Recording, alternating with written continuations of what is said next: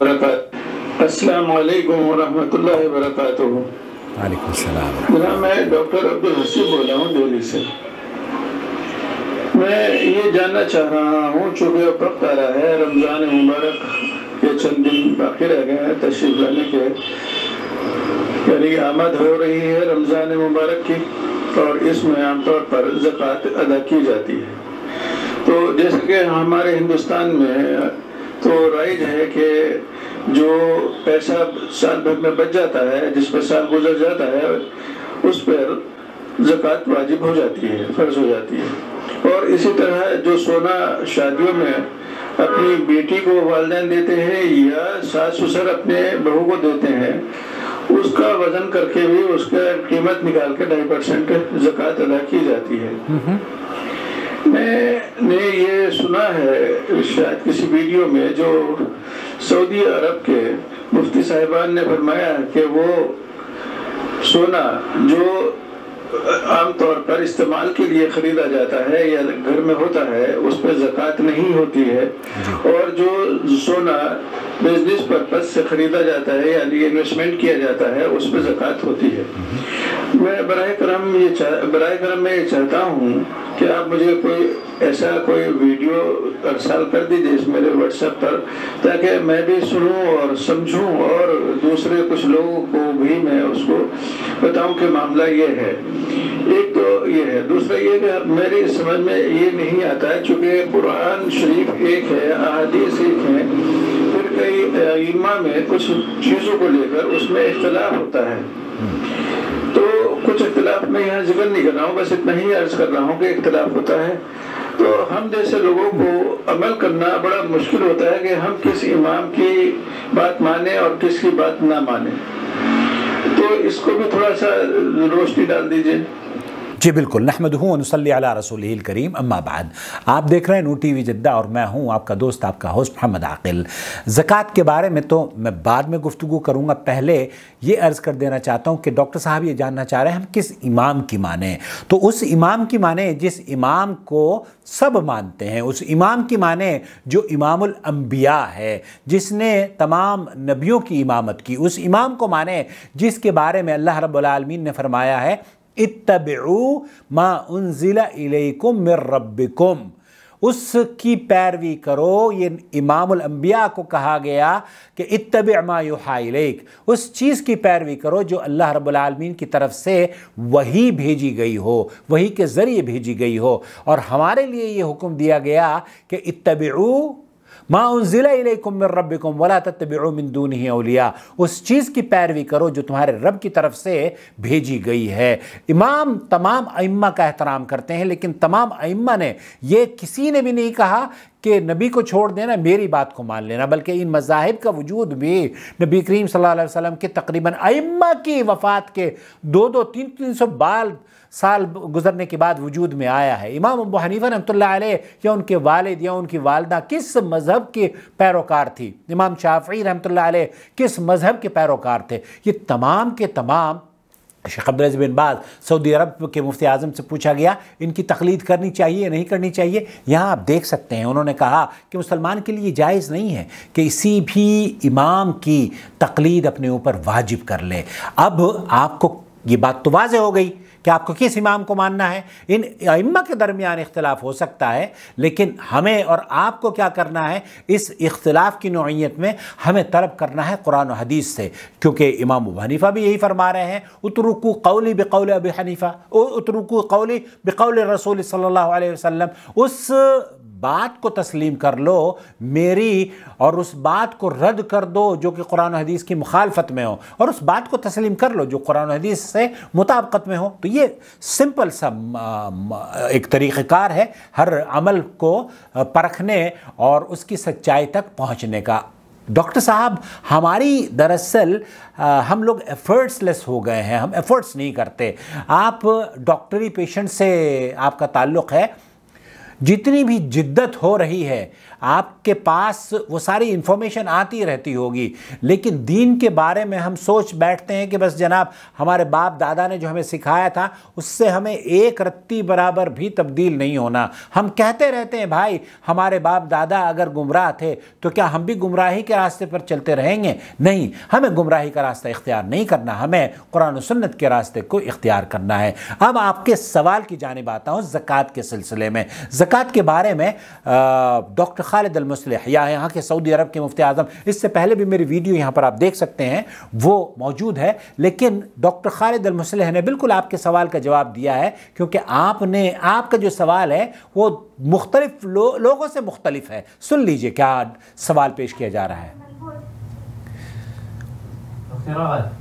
یہاں یمن سے رغد، جس طریقے سے آپ دہلی سے پوچھ رہے ہیں نا، وہ یہ پوچھ رہی ہیں ڈاکٹر خالد المصلح سے کہ ذهب الملبوس جسے ہم تیار کرتے ہیں زیب و زینت اختیار کرنے کے لیے، علیہ الزکاة، تسألين هل عليه زكاة؟ علیہ زکاة، وہ سونا جسے ہم جیسے ڈاکٹر صاحب فرما رہے ہیں نا کہ شادی بیاہ کے لیے استعمال کے لیے کرتے ہیں، دلہن کو دیا جاتا ہے تحفہ۔ یہ تحفے کے بارے میں ایک چیز اور میں بتانا چاہتا ہوں، کیونکہ زکوٰۃ کے سلسلے میں آپ بہت ساری ویڈیوز دیکھتے ہوں گے۔ یہ جو تحفے دیتے ہیں نا اپنی دلہنوں کو، اپنی بہنوں کو، اپنی ماؤں کو، اور شوہر اپنی بیویوں کو، یہ انہی کا حق ہوتا ہے، آپ کا حق نہیں ہے۔ ڈاکٹر صاحب بہت سے لوگ ہیں بیویوں کو تحفے تو دیتے رہتے ہیں لیکن حق اپنا ہی جماتے رہتے ہیں، کہتے ہیں نہیں جناب یہ ہے ہمارا ہی، اعوذ باللہ، تو پھر دیا کیوں تھا؟ رغد یہ پوچھ رہی ہیں کہ کیا زکوٰۃ ہوتی ہے سونے پر، زیورات پر؟ یہاں شیخ فرما رہے ہیں کہ ذهب المکنوز تجب فیہ الزکاة، اس میں کسی کا اختلاف نہیں ہے، وہ کنز، وہ انویسٹمنٹ، وہ سونا جو آپ نے جمع کیا ہے بطور انویسٹمنٹ کے آپ نے رکھا ہوا ہے، اس میں کسی کا اختلاف نہیں ہے کہ اس پہ زکوٰۃ نہیں ہے، بلکہ اس پہ زکوٰۃ ہے۔ اور اللہ تعالیٰ کا اس میں قرآن کریم میں فبشرہم بعذاب علیم، جو آدمی اس سونے پر زکوٰۃ نہیں دیتا تو اس کے لیے عذاب علیم کی وعید سنائی گئی ہے۔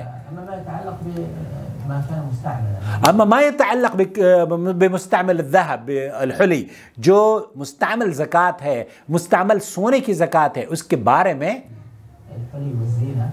الحلی للزینہ، جو کہ زیب و زینت اختیار کرنے کے لیے پہنے جاتے ہیں، اس سلسلے میں حدیث ضرور آئی ہے، حضرت عائشہ رضی اللہ تعالی عنہا سے مروی ہے،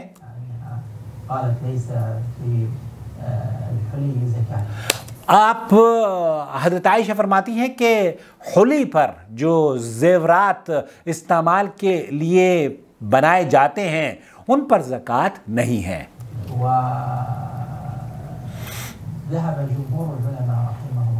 اور جمہور اہل علم کا موقف یہ ہے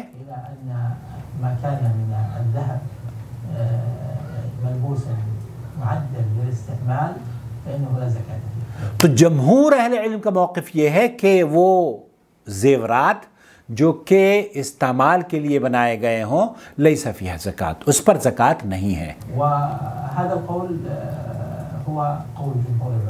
اور یہ جو قول ہے یہ جمہور اہل علم کا قول ہے، اکثر اہل علم کا اسی پر اتفاق ہے کہ زیب و زینت کے استعمال کی چیزوں پر زکوٰۃ نہیں ہے۔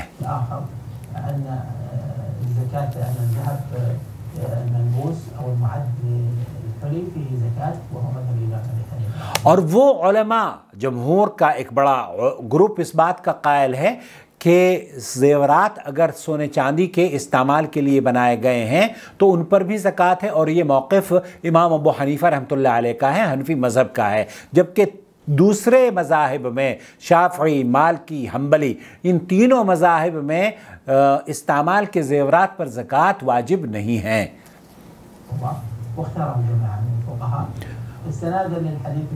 اور انہوں نے جس حدیث سے استدلال لیا ہے امام ابو حنیفہ کے پیروکاروں نے، اور ایک عورت اللہ کے رسول صلی اللہ علیہ وسلم کے پاس آتی ہے،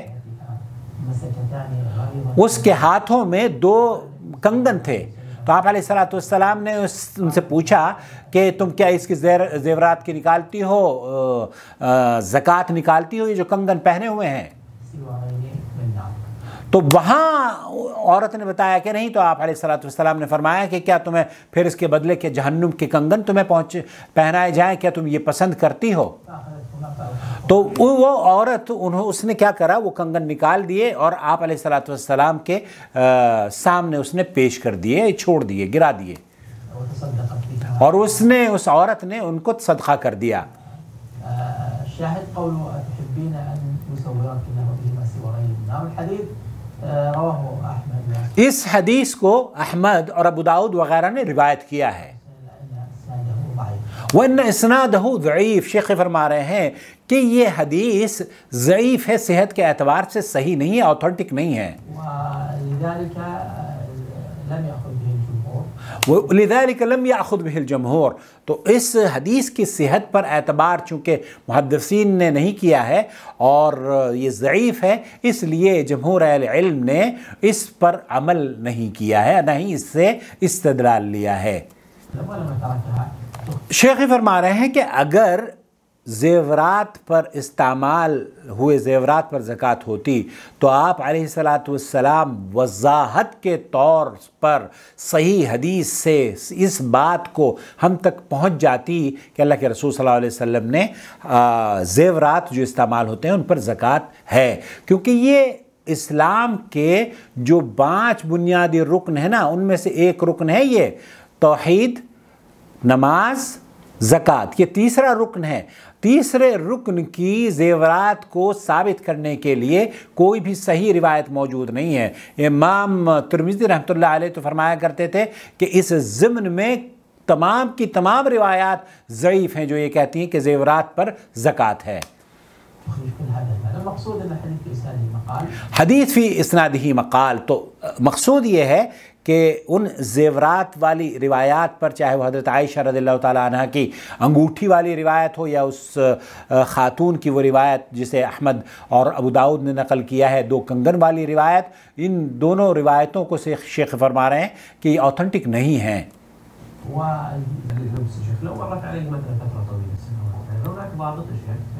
ایک شخص زیورات بنوا لیتا ہے اور وہ پہنتا نہیں ہے، عورت ہے، زیورات بنوا لیے ہیں اس نے، بچی ہے، زیورات بنوا لیے ہیں اس کی شادی کے لیے اور وہ پہنتی نہیں ہے، لیکن اس کا مقصد یہ ہے کہ یہ زیب و زینت کے لیے اختیار کیے جائیں گے، یہ شادی میں جب بچی پیدا ہو کے جوان ہوتی ہے تو اس کو اس وقت دیے جائیں گے جب کہ یہ شادی اس کی ہوگی۔ ایسی صورت میں یہ سوال کیا جا رہا ہے کیا ایسے زیورات بھی جو شادی میں دیے جاتے ہیں ان پر بھی زکوٰۃ ہوتی ہے؟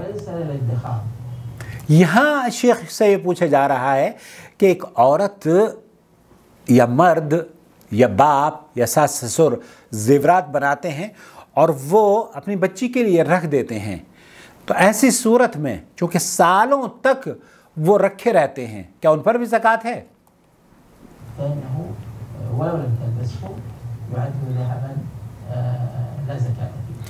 وہ سونے اور چاندی کے زیورات جو کہ استعمال کے لیے بنائے جاتے ہیں، اگر آپ ان کو پہنتے بھی نہیں ہیں تب بھی شیخ فرما رہے ہیں کیونکہ وہ زیب و زینت کی غرض سے بنائے گئے ہیں، اس پر زکوٰۃ نہیں ہے۔ ہاں، وہ سونا جو آپ نے یہ رکھا ہوا ہے کہ جناب میں پہنتی تو نہیں ہوں، زیورات ضرور ہیں، لیکن جب وقت آئے گا تو اس کو میں نکال دوں گی، بیچ دوں گی، پہننا مقصد نہیں ہے، تو وہ جو سونے کے زیورات آپ نے نہ پہننے کے لیے بنائے ہوئے ہیں ان پر زکوٰۃ ہوگی۔ واللہ تعالی اعلم، صلی اللہ علیہ نبینا محمد وعلی آلہ وصحبہ اجمعین۔ اللہ ولی الذین آمنوا یخرجهم من الظلمات الى النور والذین كفروا اولیاؤهم الطاغوت یخرجونهم من النور الى الظلمات أولئك أصحاب النار هم فيها خالدون۔